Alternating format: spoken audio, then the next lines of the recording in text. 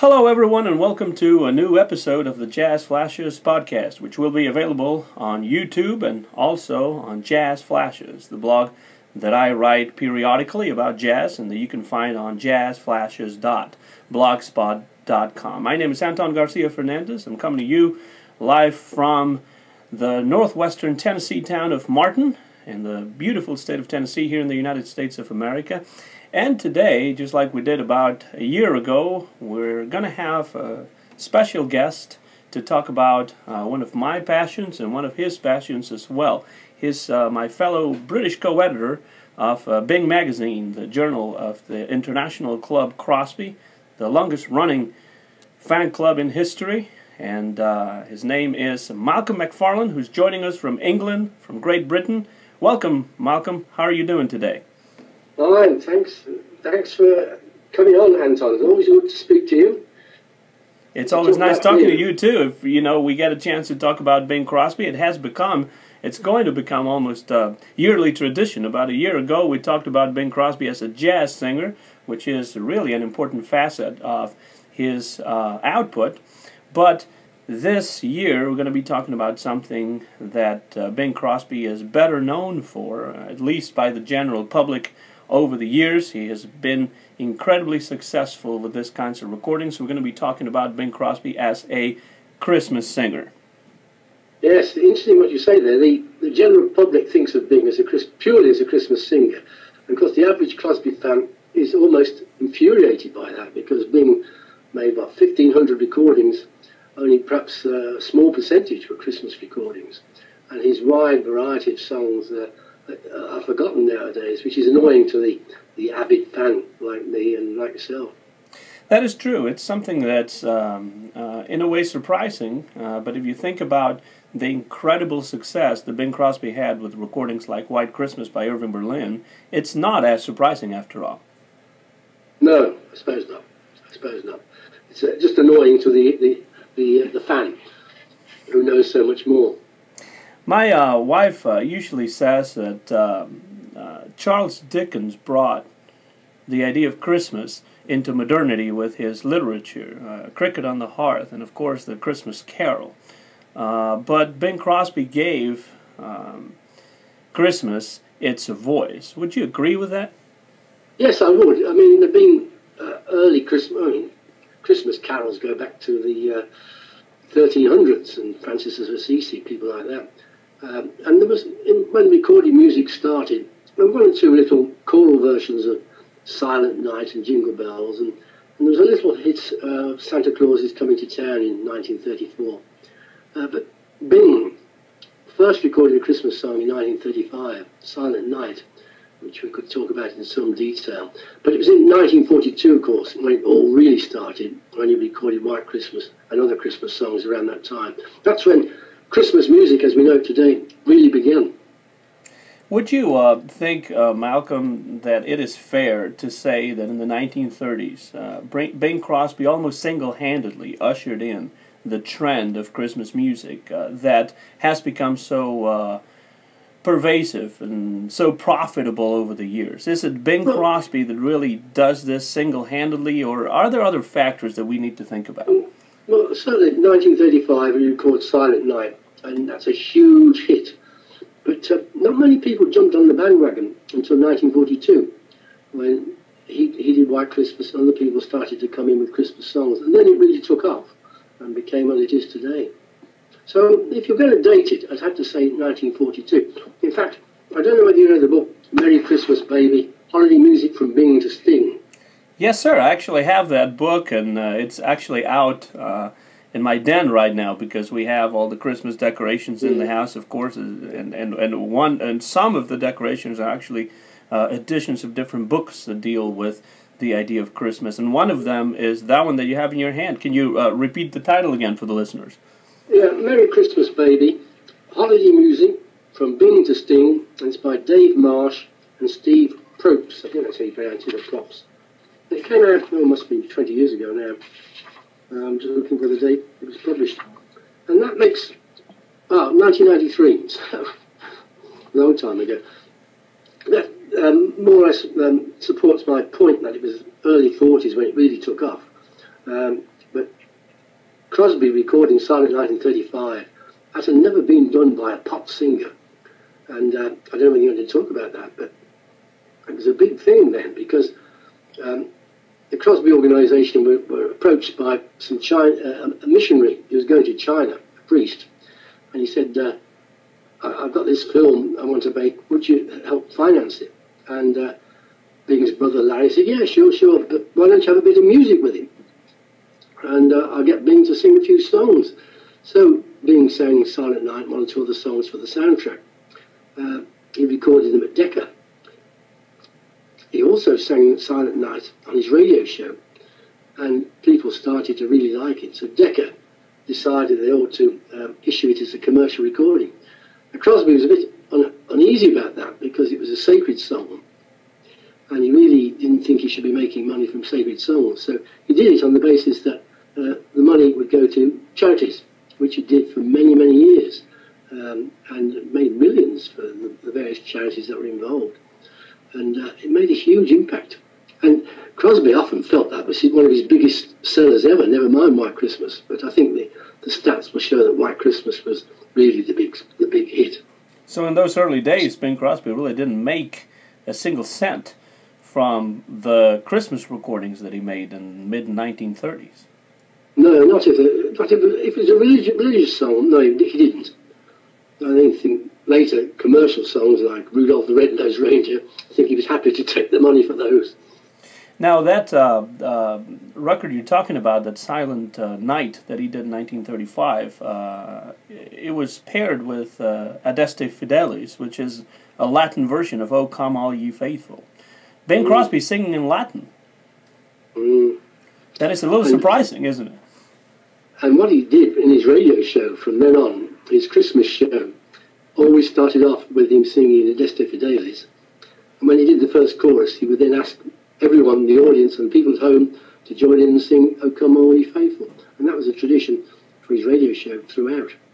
I don't think that there are many singers that do that song in both English and Latin. I'm thinking about, for example, Frank Sinatra's version of O Come All You Faithful from his Capital Christmas album from the 1950s, and he does it through in English, but not in the Latin version. Of course, Bing Crosby was Catholic, just like Sinatra was, and not that he spoke Latin. I don't think anyone really speaks Latin, but he definitely had a certain attachment to that song that he wanted to sing the original version of it.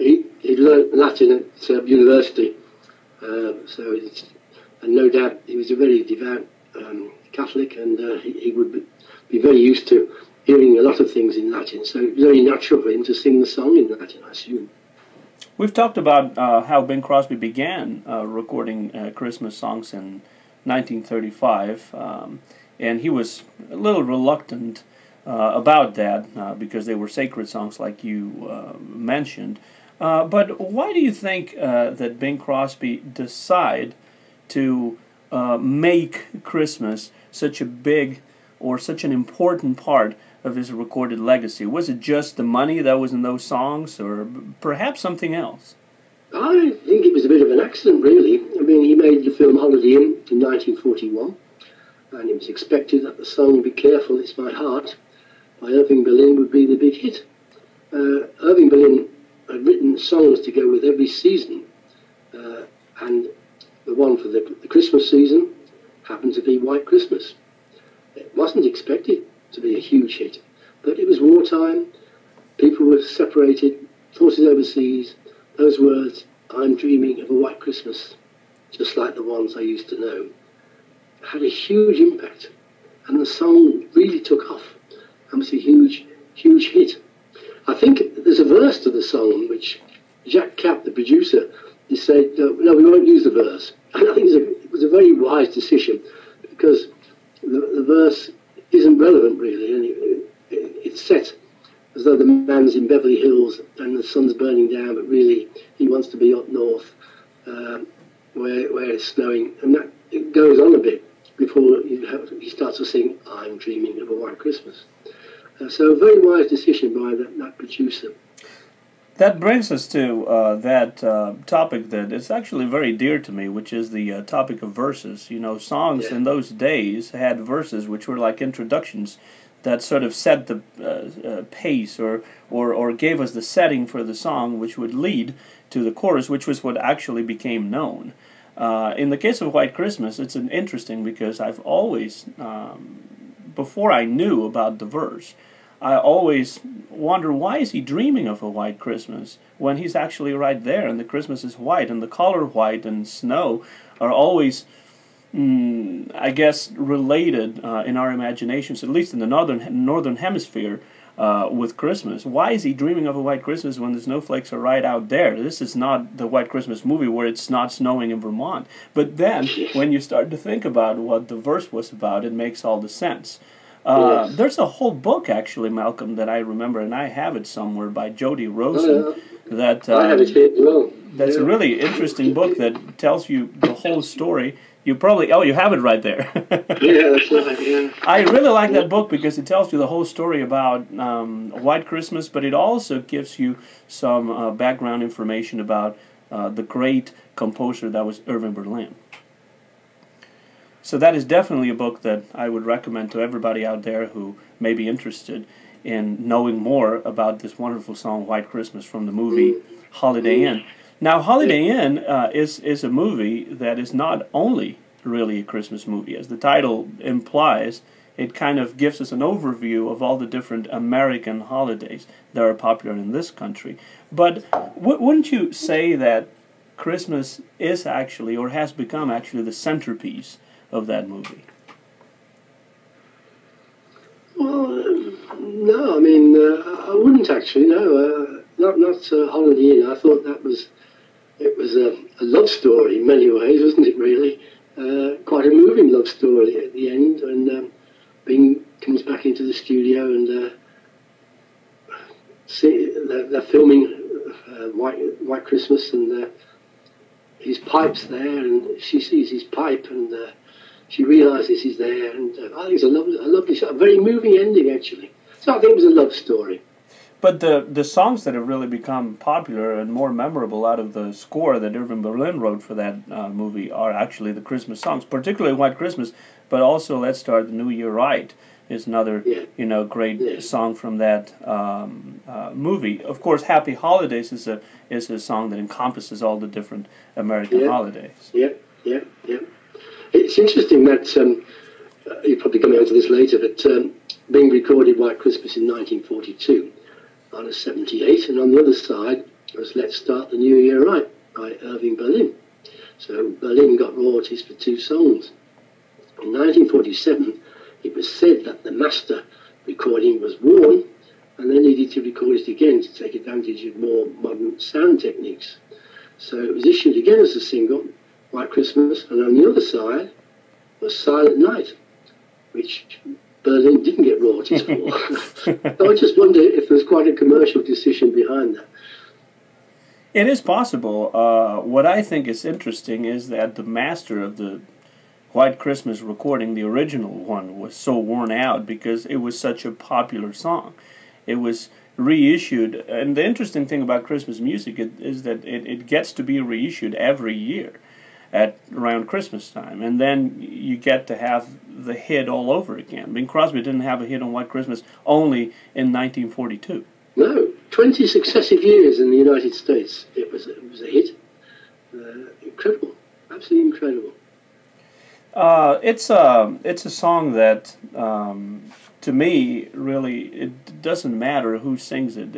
It always conjures up memories of my childhood at Christmas. Yes. Being played over loudspeakers at the stores and being heard on the radio, and of course at home as well. But there's something about the Bing Crosby version of White Christmas that is timeless, and it's also different from all the other versions, whether the other versions are based on the Crosby recording or not.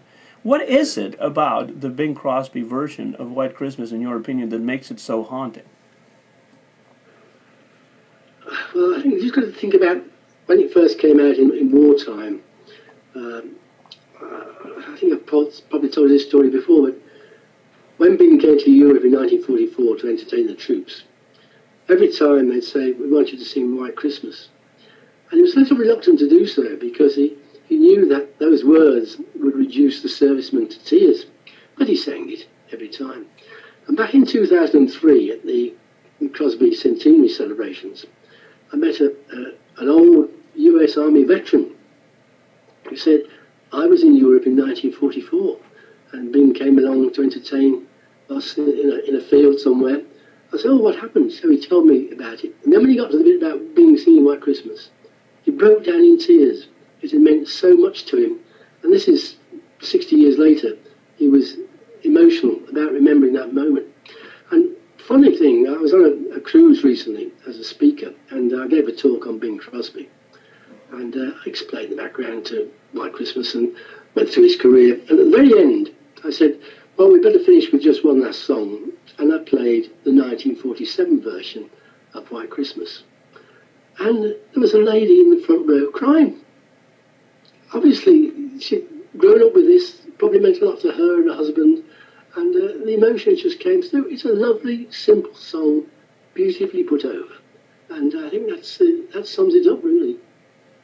I think it really does. You're listening to the voice of Malcolm Macfarlane, talking from England over the magic of the internet, and this is a new edition of the Jazz Flashes podcast. We're talking about Bing Crosby as a Christmas singer, and my name is Anton Garcia Fernandez, talking to you from Tennessee in the United States of America. Now, White Christmas, when it was recorded, the very first time that the song was recorded, there were two takes of this original version of White Christmas from 1942. Now, take A was rejected because of some sort of fluff that Bing made towards the end of the song. It was a perfect take until he made that little fluff. And so, of course, back then, everything was recorded directly onto the disc, and you could not go back and change anything. You had to start all over again.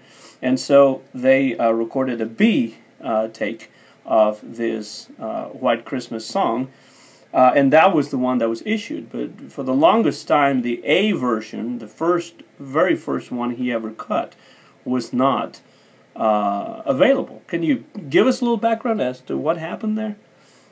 Yes, in the last line, "May all your Christmases be white." I think he says that. He just says, "May all Christmases be white." Just this little fluff like that, and we knew nothing about it really till our man in the States, Rick Wiggins, who's one of the American representatives for the Crosby organisation, Bing Crosby Club organisation, produced this wonderful double CD with MCA, and lo and behold, there was take A. First time we'd heard it. The double CD that Malcolm is talking about is called The Complete Decca Christmas Songbook, Bing Crosby, The Voice of Christmas. Beautiful picture of Bing with a pipe in front of a beautiful Christmas tree. It's a really Christmassy cover, and it's really one of the prized possessions in my Bing Crosby collection. It's a CD that I've written about in my blogs several times, and one that, if you can find, would be the one that I would recommend, simply because it has absolutely everything that we know and that has survived that Bing Crosby recorded for Decca Records in the Christmas music field. Since I have it here in front of me, and you have it as well, Malcolm, how about going through some of the songs that from that compilation that you truly love, songs that when you think about Bing Crosby as a Christmas singer, come readily to your mind? Well, Silent Night, First Noel, some of a couple of medleys of Christmas carols, and they're very nice to listen to. I like things like It's Beginning to Look Like Christmas. I think I always play that on Christmas morning for our family to start off our festivities. I don't like all the songs on there, but two classics, of course, are those with the Andrews Sisters, Jingle Bells and Santa Claus is Coming to Town.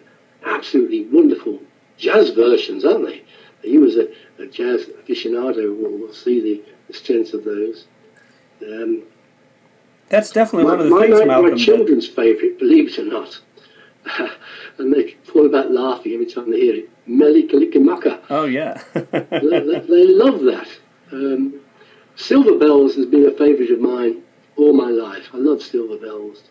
Silver Bells is also one of my favorites, but since you were talking about the Andrews Sisters and Bing Crosby singing Christmas songs together, of course the Andrews Sisters collaborated with Bing quite a bit, not just on Christmas songs, but on other different kinds of songs. One of my favorite recordings that Bing made for Decca Records in the Christmas vein is definitely his version of Jingle Bells. I just find that version absolutely entrancing, thrilling. Every time I listen to that, and it's, I think, the jazzy approach to you know, the kind of the stop time approach to some of it when he goes jingle bells, jingle all the way. You know, it's just really clever, really well done, very jazzy. I love the arrangement, and I think Bing and the Andrews Sisters do a great job both on Jingle Bells and the also very jazzy version of Santa Claus is Coming to Town. Yeah, I'm just looking to see if there's a fluff. Bing got the words wrong in one of the versions of Jingle Bells, but the fluff isn't on this CD, I don't think, where he gets the words wrong in the middle, so he has to stop and burst out laughing. You know, he's always fun to hear when he gets it wrong. Yeah, he didn't get it wrong very often, but when he did, he was definitely very funny. Now, Bing recorded, as you mentioned before, other duets for Decca when it comes to Christmas songs. Carol Richards singing Silver Bells. You just said that that's one of your all-time favorites. So tell us a little bit about what you may know that maybe the listeners might not be acquainted with Carol Richards. Who was she? Well, she was a regular singer for Bob Hope on his show for a while, and often did dubbing for film soundtracks for singers who couldn't, actresses who couldn't sing, but mime to her singing, if you like. Very versatile singer. Silver Bells, of course, was written for a Bob Hope film, and I think Bob Hope was a bit slow to record it, and Crosby got in there first and got the hit with it. It wasn't a huge hit at the time, which surprised me really. It charted, but not massively. I thought it would be top of the charts, but it wasn't at the time. It's been recorded by so many people since. Lovely, simple song. Another duet that he did was with Peggy Lee, and the song Little Jack Frost Get Lost. There's several versions of that by the big bands of the day, but the Bing Crosby Peggy Lee version is particularly funny, I think. Yeah, yes, that's right. Now, one that we have to mention from this Decca period, because Wig Wiggins told me you need to mention this song when you talk to Malcolm, is I'll Be Home for Christmas. Yes. What is your opinion of that song?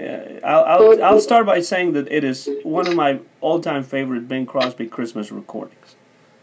I agree. I think it's absolutely superb, beautifully sung, and very emotional, really. It could reduce people to tears. And the amazing thing in the UK, in wartime, the BBC, who controlled how things were played on the radio, stiff upper lip people, you know, don't show too much emotion, we're in a war. They banned it. They banned the song. It wasn't released in this country until 1951, whereas it was a huge hit in the States, of course. That is a lovely song. Did they ban it because they thought it was too emotional? Yes, yes. What would the problem be with a song being too emotional? Maybe in wartime it's a different British matter. Stiff upper lip time, you know. Hold together, chaps. You know, we're in a war here. We don't want any mush, you know. But they let White Christmas go. So go figure. That song must have really resonated with a lot of people during World War II when it first came out. That idea of being home for Christmas, being back home for Christmas, and and then the ending of it though is a little extra sad because the lyrics go, "If only in my dreams." That's right. So that it's in a way wishful thinking because the war wasn't over yet, and who knew when these people were going to come back home for Christmas, or if they ever would at all. That's right. That's right. Tremendous song. So maybe you start understanding the BBC a little better. Yeah.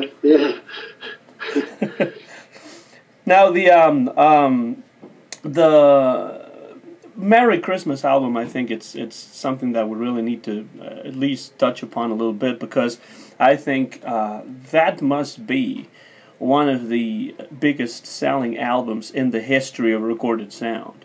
I agree. Tell us a little bit about that album, if you remember anything, or maybe what it means to you. Well, I think from memory it was made in 1945. They put together various tracks on it, issued as a because they hadn't got LPs then. The album was a number of 78s, all in a barren box, and it sold well. And then it was reissued year after year.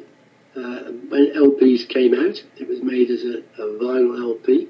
Then it was expanded to a 12-inch LP with extra songs added, and it was then later retitled White Christmas instead of Merry Christmas. And when 1958, when they started giving gold discs for albums, he got a gold disc in 1958, quite rightly too. So it's been a tremendous seller for many years.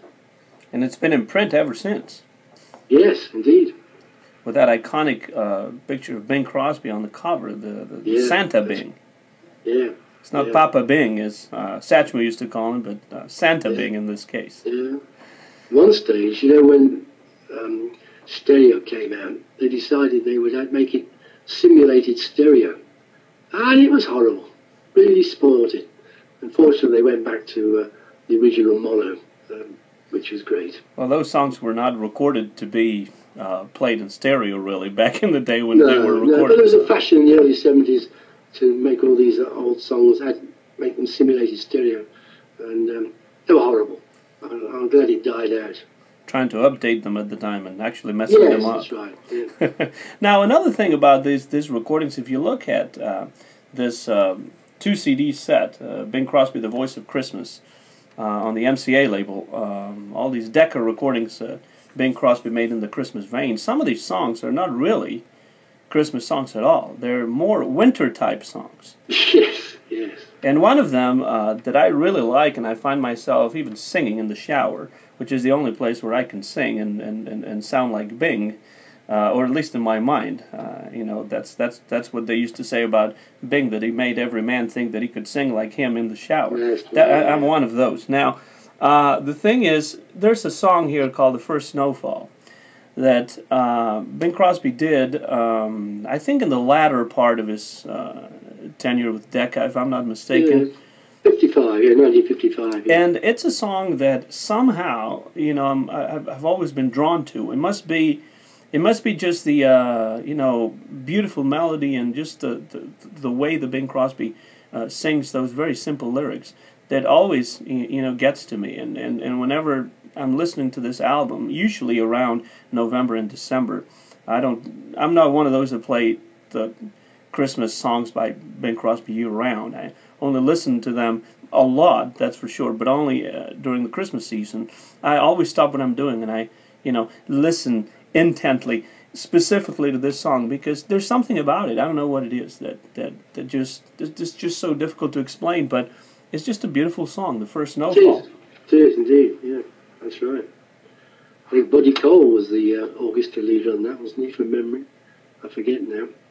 Yeah.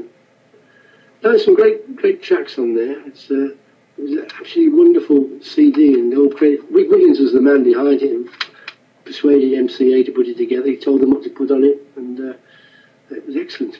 Excellent. Now, around this time when Bing Crosby was still recording for Decca, he, of course, did Holiday Inn, but then he made, about 12 years later, another movie, which is called White Christmas. And a lot of people might think, well, White Christmas, that's the movie for which the song was written. That's obviously not the case, because the song was written for Holiday Inn, but the song White Christmas became the centerpiece of this 1954 movie with Rosemary Clooney and Danny Kaye and Vera Allen, called White Christmas. How would you compare these two movies, Holiday Inn and White Christmas? Well, I like them both. Of course, Holiday Inn was originally in black and white. They hadn't done a colorized version, which isn't bad. I think probably Holiday Inn is the better story. But White Christmas, I think it's a great film. We have to watch it every Christmas at our house. And some years ago, in this country, they issued White Christmas to cinemas for one day only, all over the country. And I said to my wife, well, we'll have to go, thinking we'd be the only ones in the cinema. And we got there. One of these multiplexes with lots of blockbuster films on. Big queue to get in, and handed my ticket over. I said, what's this for? It's for White Christmas, she said. It's for White Christmas. It's a complete sellout. And we went in to the cinema, and we were all crushed together. And we found ourselves talking to the people around us. Well, we don't normally do that in the cinema, you know. We're all very anonymous usually. And we were all chatting. It was all nostalgic. And we watched the film all the way through. And as the closing credits came up, everyone applauded spontaneously. It's a lovely, homely film. Again, nice memories. Great film. Of course, it was all in colour and very good sound as well. So, excellent. That happened as well. The applause at the end of the movie happened when I hosted a free movie showing here in Martin, Tennessee, at the public library just a few days ago. Everyone, you know, you could hear the silence in the room while the movie was going on, and then of course the laughter in some parts.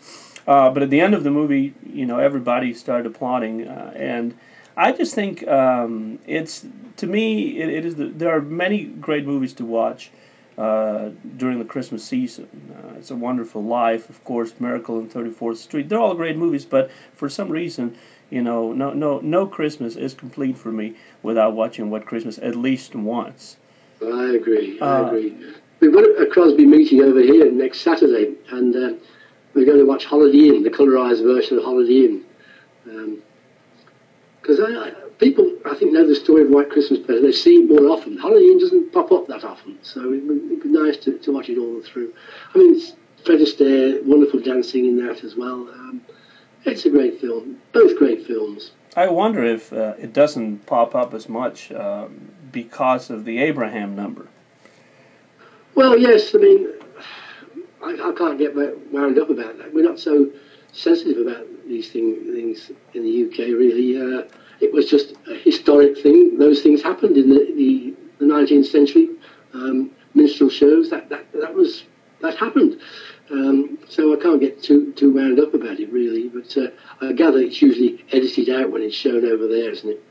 I think so. I agree with you that it doesn't really pop up as often as White Christmas. And being, I think, a better story and great soundtrack, and Bing Crosby and Fred Astaire, what's not to love, right? But it doesn't appear as much on American TV, and I think that maybe some of the outdated, I guess unpolitically correct parts of it must account for a lot of that, yes. At least over here. I'm sure. I'm not sure in Europe, but definitely over here, I would say that's the reason why. It definitely was one of the reasons why I decided to show White Christmas at the library instead of Holiday Inn.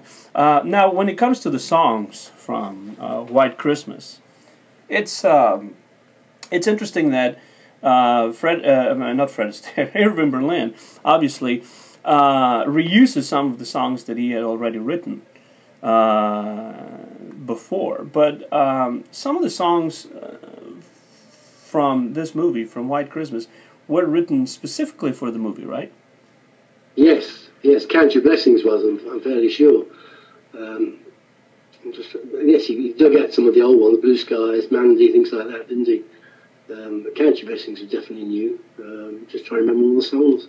Snow, of course, Snow was new. Snow, but Best Things Happen While You're Dancing, maybe. Yeah.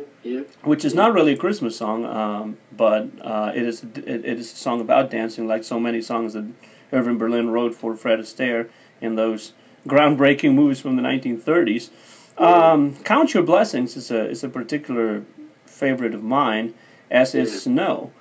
Now, when Bing Crosby recorded some of these songs for Decca Records, he was not able to record the songs with Rosemary Clooney. Could you tell us a little bit of the background about that? Why would that have been? Well, Rosemary Clooney was contracted to Columbia Records, and Bing, of course, was Decca Records, and they wouldn't let Rose McClooney be released. So Rose McClooney had to make her own record of the songs from White Christmas for Columbia Records, and Bing did the same on an LP for Decca. Of great pity, really. We have on those records that Bing Crosby made for Decca a substitution. Of course, it's not Bing Crosby singing the song on his own, but Peggy Lee appears. Yes. And also Trudy Stevens. Yes. Is on there. Of course, we know quite a bit. If you're into jazz and into classic pop, you know who the great Peggy Lee was. But what about Trudy Stevens? I've never heard of her, quite honestly. I know very little about her. Do you know much about her? I really don't. It's a name that doesn't really pop up very often.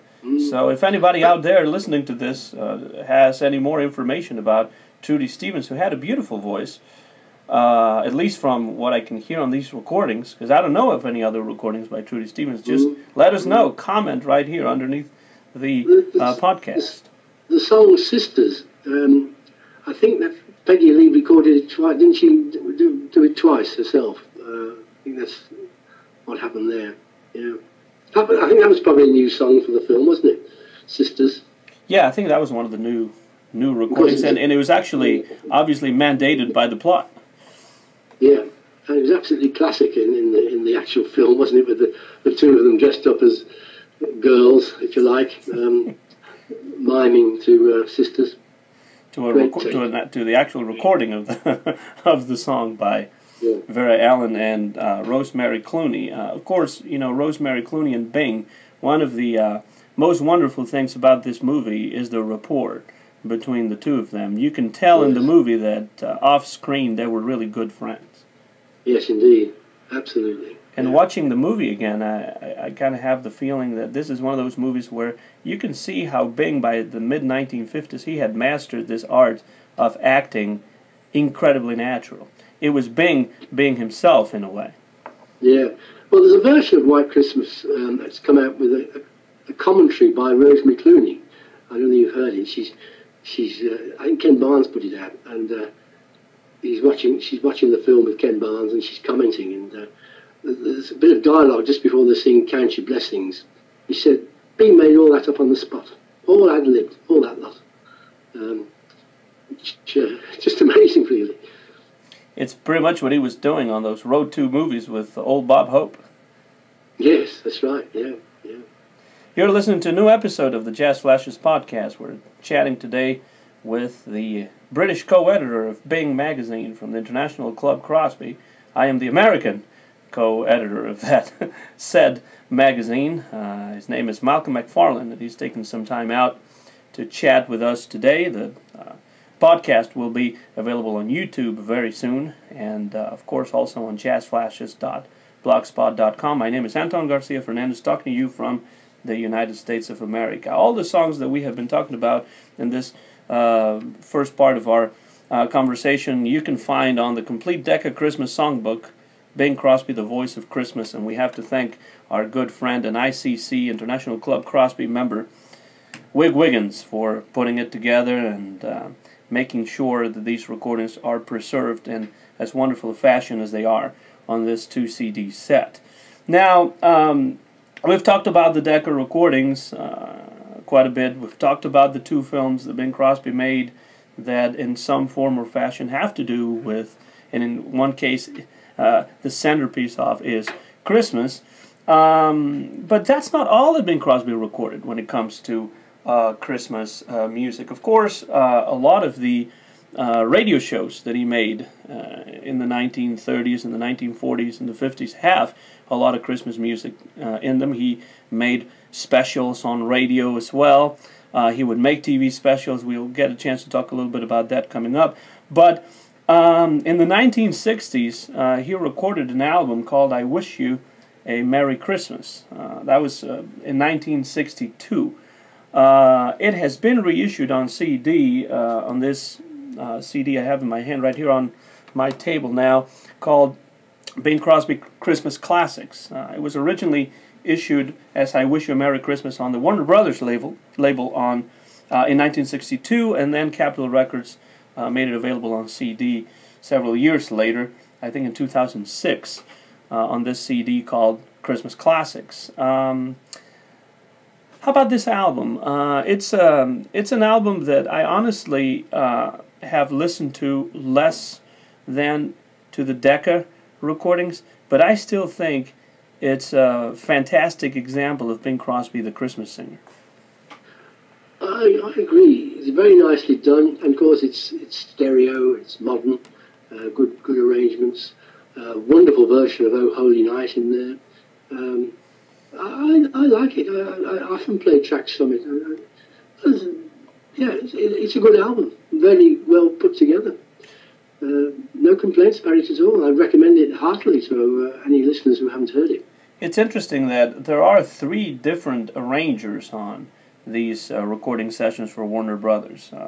There's Bob Thompson, Peter Matz, and Jack Halloran, who had worked with Bing Crosby on previous albums, like on the Happy Side, for example, which is one of those sing-along sort of albums that Bing made in the 1960s that not everybody likes as much as the albums that are non-sing-along albums, but some Crosby fans really like those as well.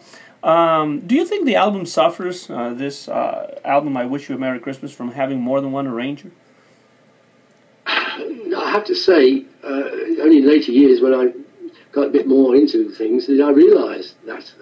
I was quite happy with it before. It didn't really. I mean, you're more of a musician than I. Did it annoy you having different arrangers? I think that Bing Crosby liked having different arrangers. I was reading a book about Frank Sinatra not long ago, written by Donald Clark, where Mr. Clark was saying that Bing Crosby had told Frank Sinatra that it was a better idea to not rely on only one arranger. Sinatra liked to rely on one arranger specifically for each one of his albums. He would have Gordon Jenkins or Nelson Riddle or Billy May, but not 2 of them together on one album. Bing Crosby didn't like that idea all the time. He liked to switch it around a little bit. It didn't really bother me at all. I can't really tell, listening to the album, who arranged what. And in fact, there's lots of really good songs on here. "Oh Holy Night" is a good example. But pretty much all the songs on here are to me extremely interesting. I'm going by what I have on the CD in my hand right now. "Have Yourself a Merry Little Christmas," for example. His version of "Winter Wonderland" here is interesting. I wouldn't recommend his version of "Rudolph" on here over the one on the Decca album, but it's still quite fun. There isn't a version of "Rudolph" on it, is there? Well, it is on. There is one on the CD. It was not on the original album, though. Well, it's the original Decca one, that is, surely, isn't it? On this one here? I'm not sure. I can tell now. I had the feeling that it was a re-recording, but I recorded it once. I can't tell. Let me see. I'm going to check. No, that's the original one. That's true. Well, I guess I was wrong about that. I'll tell you what I do like on that. "Have Yourself a Merry Little Christmas." I think it's a very nice version. "Little Drummer Boy," an excellent version. And as I said, "Oh Holy Night," I put that on repeat. I like it so much. I think overall the album is very enjoyable. I don't think that this would be the place where I would recommend people start listening to Bing Crosby as a Christmas singer. I think the Decca recordings are more important. Absolutely. But it is definitely a good album to have as a companion to the to the Decca recordings from a decade or 2 previously. Yeah, that's right. I also kind of like the cover that they used on this CD with Bing Crosby. It's actually a painting of Bing Crosby with a Santa hat. Yeah. Before we actually leave Decca altogether, we shouldn't forget the Christmas Sing with Bing. I mean, he did this radio show, Christmas Sing with Bing, and the first one in 1955. Decca recorded and put it out as an LP, and it sold very well, I gather. And of course, he did that radio show for about 7 or 8 years, finishing in 1962, and some great versions in there as well. Things you don't often hear. Because radio was a big thing for Bing throughout most most of his career, and he certainly was able to project his records on his shows year after year. This Christmas Sing with Bing, though, seems like a much more involved radio show, in that there is a concept to it. It's not just a bunch of Christmas songs just, loosely put together, but there is kind of a running theme throughout this whole Christmas. What they did, Bing put together about half a dozen tracks, and then they had choirs from all over the world singing. They'd go across to Vienna and hear a man would say greetings, and I think this had to be recorded in advance because of the time differences. But it was very effective, and a lot of people, it was very popular at the time.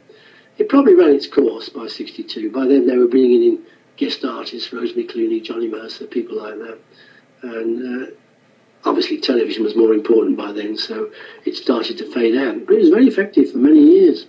Bing Crosby loved to experiment too with pre-recorded stuff on the radio as soon as he was able to.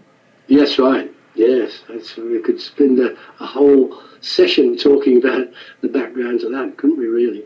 I'll tell you one Christmas album which probably no one's really heard of nowadays.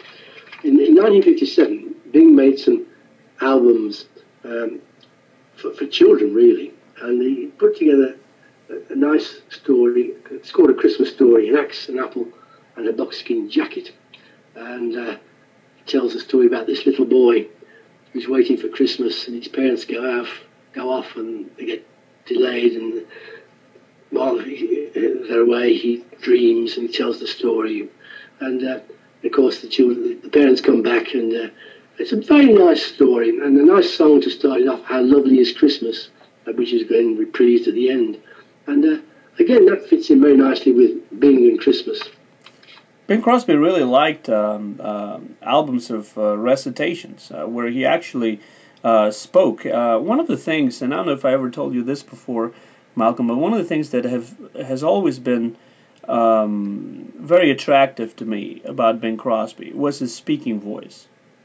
He was a great singer, but he also had a marvelous speaking voice, and just the intonation and the phrasing, the way that he spoke, not just the way that he sang, but also the way that he spoke. So, for example, a good example of this would be, in my opinion, the Ichabod Crane cartoon that I play for my daughter at around Halloween, but she likes to watch it just year-round because she just loves the story. And Bing Crosby does most of the voices on that cartoon, and he sings, and and when he actually tells the story, it is captivating in a way that Basil Rathbone is not as captivating when he tells the story of The Wind in the Willows in that same movie. No, that's right. That's right. So I think you're right. Those spoken voice records of Bing Crosby are always interesting. That one is called A Christmas Story. Is that available on CD? I don't think I have it. I have a CD here. I don't know how long ago I had it. Liberty International. A Christmas Story. It's just one of those, those children's things he did in 1957. A number of them, and he's in good voice. I can't see what year this came out. Oh, 1998, so nearly 20 years ago. It's well worth looking for. And the song, How Lovely Is Christmas, you probably can pick that up from somewhere. It's a nice song. It was issued as a single as well in 1957. There's also some sort of recording. One of my favourite Christmas songs, jumping around a little bit here, is called The Secret of Christmas. And it comes from the film Say One For Me. It's almost the finale when Bing sings it, and it's a superb version of a little-known song, really. And then he did it again with Sinatra for that Sinatra thing in '64. Again, a single version he did, "Secret of Christmas." Julie Andrews recorded too. It's a lovely song. I don't really know it. Fortunately, that has been reissued on CD not too long ago. Yeah. I think it's one of those sepia label CDs. I could be wrong about that, but I tend to think that might be it. Yeah, it's a nice song, lovely words. Now, Bing Crosby also brought Christmas to the television. Of course, Bing Crosby was, I would say, the first multimedia superstar in that he was popular on records, on radio, on film, and then, of course, when the TV came along, he became a big star on TV as well. One of the things, of course, Bing Crosby in the 60s and 70s would be really well known for his Christmas TV specials that he would do yearly. But before that, he made a special that I really like with Frank Sinatra in 1957. Tell us a little bit about your memories of that. Happy Holidays with Bing and Frank. We hadn't seen it in the UK until some years ago when someone discovered a coloured version of it. It was shown in the States in black and white. But apparently Sinatra had a proper filmed coloured version made, which was found by the Sinatra family and issued, and it was a revelation. Before that, we'd heard the sound recordings many times, issued on cheapo CDs. But the story basically is a half-hour program. Bing visits Sinatra just before Christmas, and they're chatting away, and then start to remember old-time Christmases, and you see a kind of fantasy thing where the two of them wearing old-fashioned clothes go back to what's meant to be London, I suppose, and sing traditional Christmas songs, all very nicely done. Victorian London too, I think. Yes, that's right. Yeah, it's all very nicely done. It's a simple little thing, very pleasant. Nice to hear a nice version of the Christmas song they sing together, and they finish up with White Christmas, where Bing's singing it and Sinatra comes and joins in. But the story is that because it was filmed at night, and Bing thought his voice was better in the morning, he recorded his bits in the morning and lip-synced to them, and Sinatra sang live. How true that is, I don't know, but you can't tell. You can't. You really can't tell. There's no way to tell. I didn't know that story, but I've watched it on the DVD version that I have many times, and I'm going to have to look very closely now that I know this, but you can't really tell. They sing Jingle Bells together, and I don't know this. Crosby takes a drink, and then when he chokes on it a little bit, he almost misses his bit, if you like, and he laughs. You watch that bit. Again, I'm trying to think now. Was it to join in with his miming bit, or was he singing? I don't know. That's the story. It really is a nice little special to listen to, to watch. Like you said, you had to listen to it first because it was available on CD before you could actually see it on DVD. But it's really one of my favorite little bits of, Bing Crosby as a Christmas singer, seeing him with Frank together in 1957. A perfect time for the two of them to do that together. It's a really charming little thing. I'm not sure I really like the part where they go back in time to Victorian London as much as I like the part where they are at Sinatra's house, or the set is decorated that way, and they're just chatting away. I'm sure a lot of that was scripted, but knowing Bing, there must have been some ad-libbing as well. Yes, bound to be, yes. You're listening to a new edition of the Jazz Flashers podcast. My name is Anton Garcia Fernandez, talking to you from Tennessee in the United States of America, and joining us from England, I hope it's not too cold over there, is Malcolm Macfarlane. Well, it's been, this morning as we got up, it was -4 centigrade, so what's that, 26 degrees Fahrenheit, something like that. So it's been a bit chilly. We've had some snow a day or two ago, which hasn't gone away, which is annoying me because I hope to play golf tomorrow, but it's a bit pointless if it's snow everywhere. You have to play with red balls, and it's all a bit silly, so I prefer not to do it, really. Is that a sort of Bing Crosby sort of activity? Did you get into golf because of Bing, or did you like golf before? No, I liked golf before. Yeah.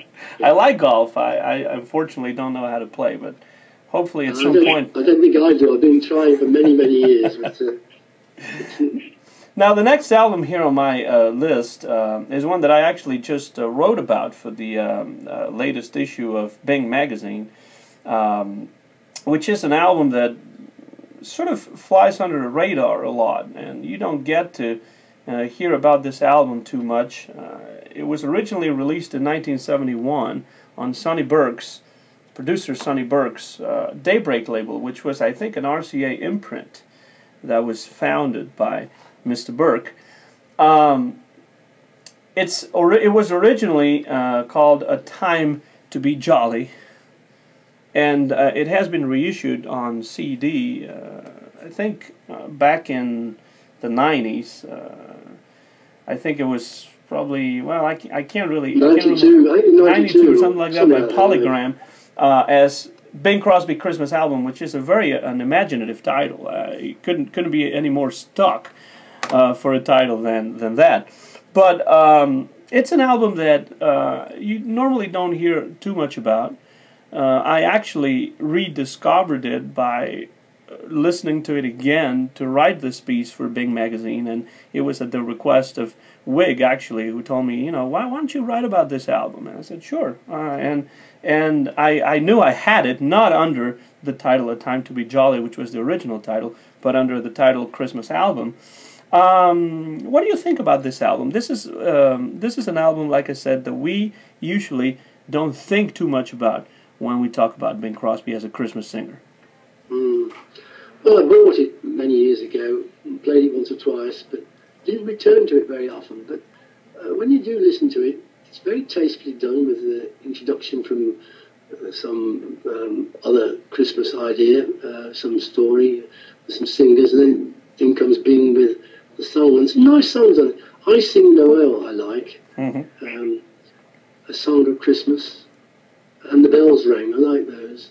The others I hardly know, quite honestly. I've heard them, but not ones I sing along to, But it's tastefully done. And of course, it was strange, really. He did 4 tracks one year, and then the following year, he came to do another 4 tracks a year later. The tracks had been laid down in advance, so he just sang along to the tracks. So I'm not sure of the commercial thinking behind it, but anyway, I think it sold quite well at the time.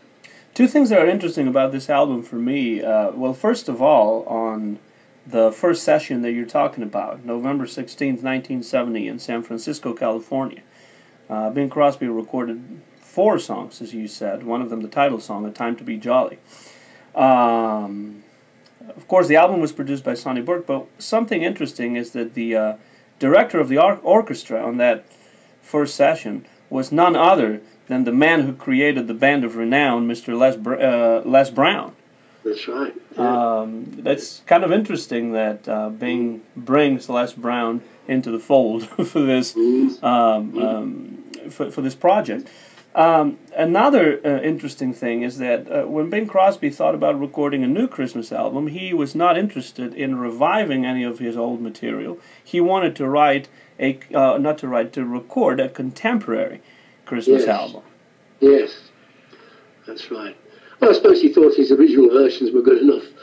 Why spoil them? By then he was what, late 60s. The voice wasn't as good as it was. He still had some great deep notes, but he couldn't hit the high notes anymore. So he was probably very wise, really. I think your assessment of the album is right on the money. I totally agree with you when you saying that it's really tastefully done. It really is tastefully done. And another interesting thing about the album is that, as you already mentioned a little bit about, some of the tracks have introductions that are taken from the carols written by Alfred Burt, a Michigan-born composer who concentrated on writing some Christmas carols that I suppose Bing liked and included as some sort of introduction to some of the tracks, not all of the tracks, but to some of the tracks. And I think that's interesting because I think they kind of segue really well from the carol into the song. I do. I agree. If you don't know of Alfred Burt, you would not know that it's not really part of the original song. But that's an interesting thing that about this album. Also, one of the songs that you mentioned you liked is the Song of Christmas, and I agree that is probably one of the highlights of this album. And it was written by the Hawaiian composer Kuyokalani Lee. It's almost hard to pronounce that first name, but he was one of the most important contemporary Hawaiian composers in the 60s, and he made some interesting songs. He wrote some interesting tunes, including one that Elvis Presley recorded called "I'll Remember You," which I think Tony Bennett, maybe Andy Williams, other pop singers recorded, but for some reason I always remember the Elvis Presley version of that, and that was written by that same man, Mr. Lee. Bing Crosby, that kind of reminds me that you mentioned Mele Kalikimaka before, and Bing Crosby had a certain attraction to Hawaiian music, even though, the Song of Christmas is not really a Hawaiian song. In the musical autobiography, he talks about how he loves the sound of the steel guitar played by the Beach Boys.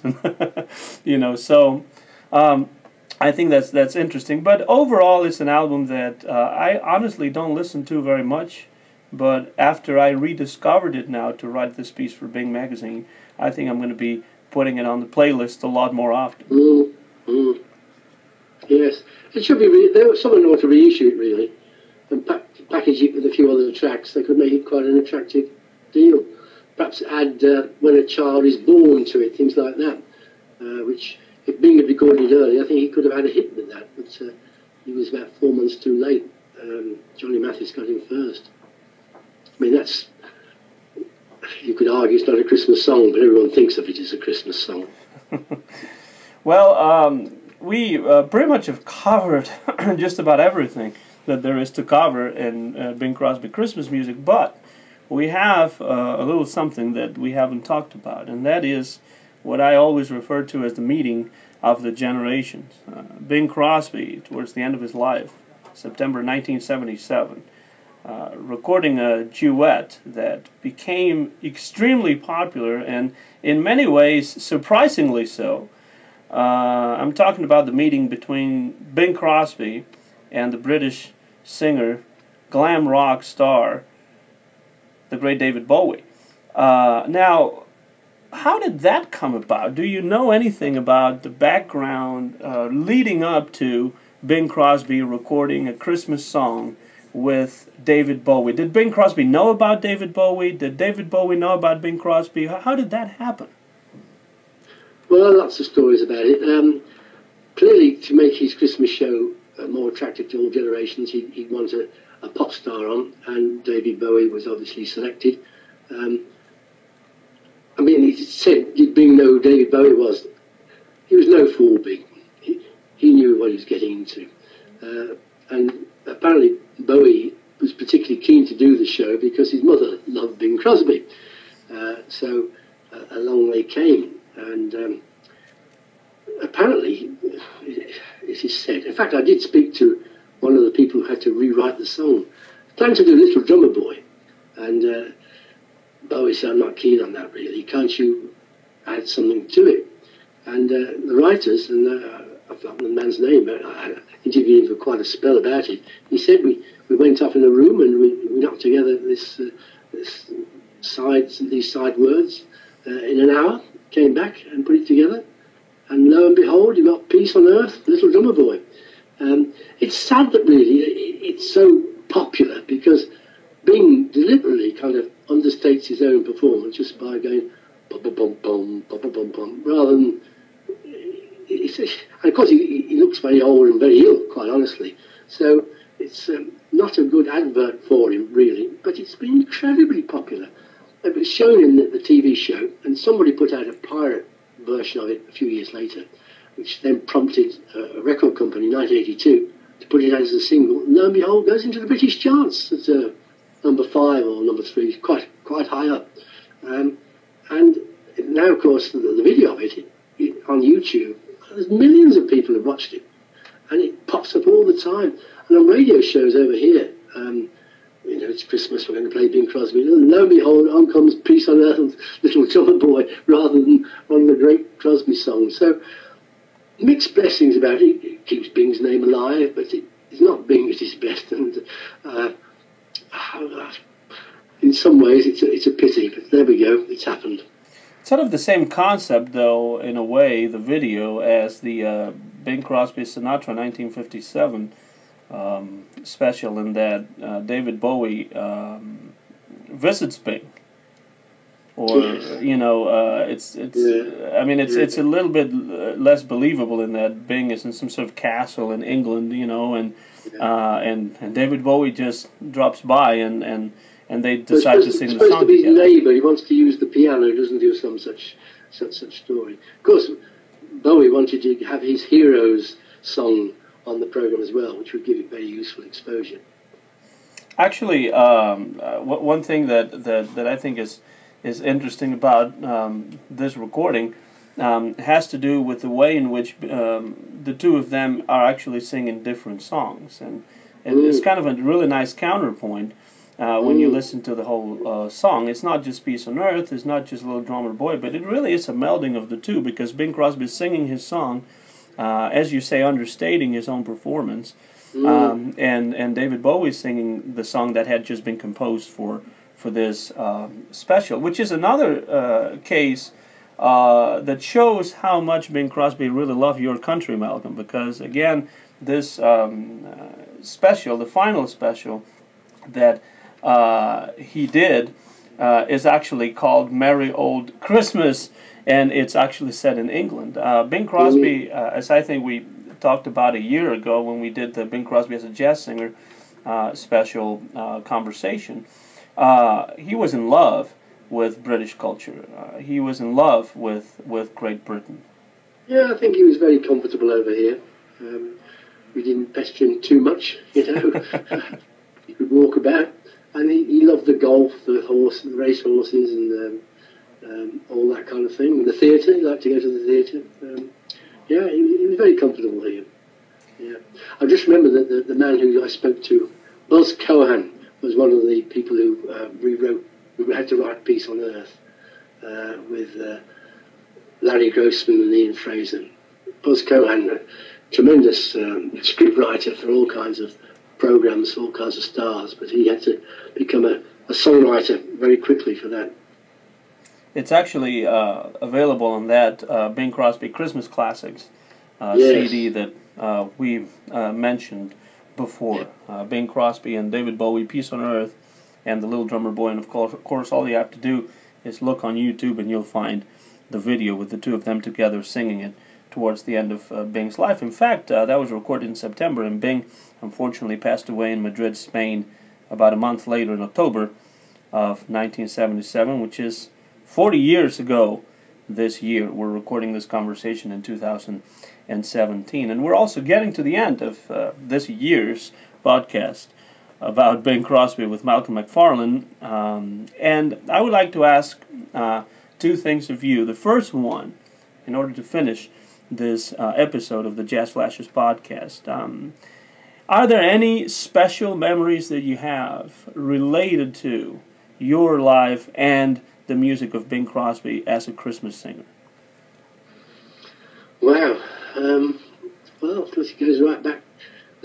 The joke in my family, I became a Crosby fan in my teens, and the joke in my family was when I was a baby, and I was born in 1942, when I wouldn't go to sleep, playing up, they'd put White Christmas on the radiogram, and I'd go to sleep. That's the family story that I was brainwashed from childhood. How true it is, I don't know. I can only rely on what people tell me. White Christmas was a huge hit at the time. Quite logical that they would put it on for me. Other memories of being at Christmas. These Christmas TV shows were always. We didn't see them all in this country. The 1961 Christmas show we saw in 1960, in the middle of 1963. It was as daft as that, I can't think of any other memories. As soon as we stop talking and we hang up, I shall remember another good story. I actually remember Bing Crosby. The first time I ever heard the voice of Bing Crosby was in the movie White Christmas, which my uncle played for me when I was a little kid. And there was something about the voice of Bing Crosby and those songs that really got to me. And later on I would discover everything else about all the other facets to his career. But White Christmas was an incredibly important movie for me as a fan of Bing Crosby, because that was my introduction to Bing. My father, who has a collection of about 20,000 records at home, was not a Bing Crosby fan. He was not a Sinatra fan either. Because, he grew up in the 60s, and, it was more the Beatles, the Kinks, Bob Dylan, and all that wonderful music from the 60s that he enjoyed. It wasn't Bing Crosby. He has actually learned to like Bing Crosby more now that I am much younger, obviously, than he is.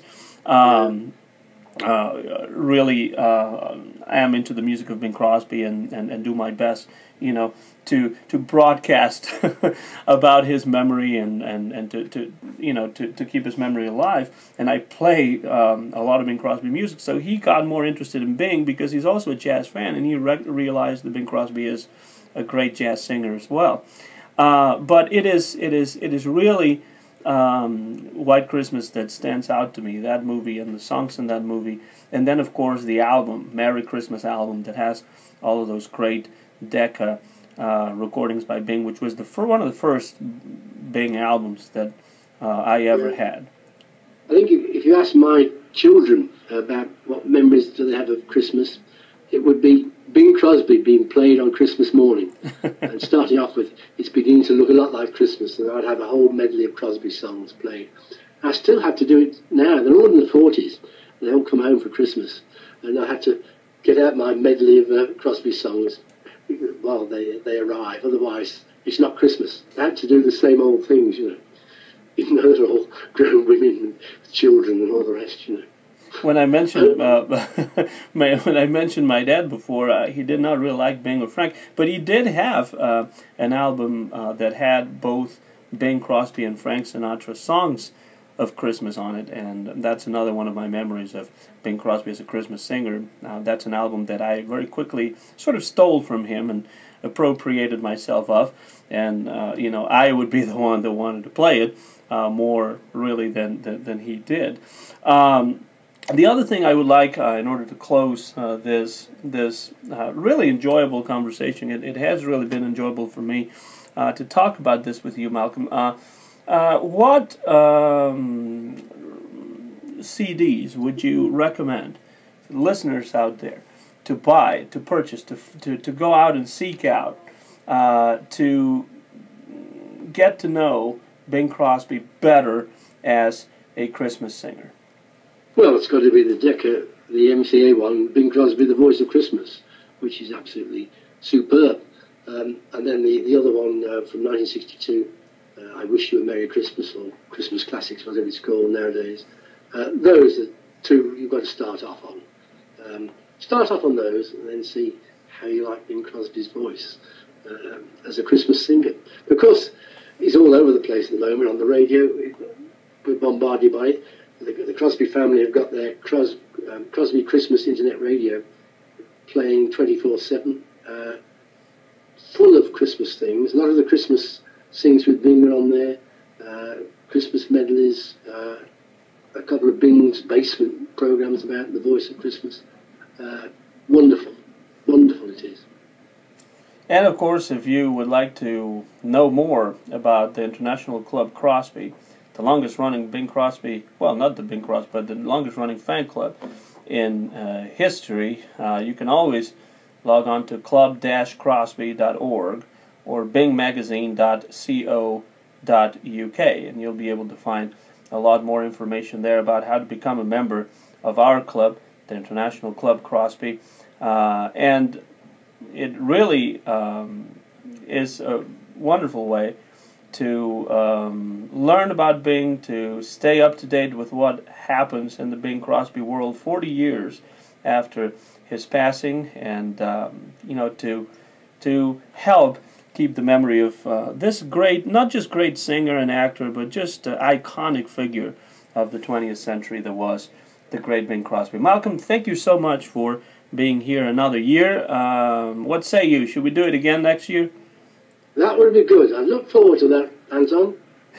This has been a new episode of the Jazz Flashes podcast. We've been talking to Malcolm Macfarlane for the past hour or so about Bing Crosby as a Christmas singer. We hope that you have enjoyed it as much as we have, and of course, at least as old Bing himself used to say in that musical autobiography, it might be helpful if you're snowbound or if there's a bus strike or something, right? You can always listen to our conversation here on the Jazz Flashes podcast, which will be available on YouTube very, very soon, and also on jazzflashes.blogspot.com. My name is Anton Garcia Fernandez. The copyright is 2017 for Anton Garcia Fernandez, recorded live here in Martin, in the great state of Tennessee, United States of America. Thank you so much, Malcolm, and let's keep listening to the music of Bing Crosby.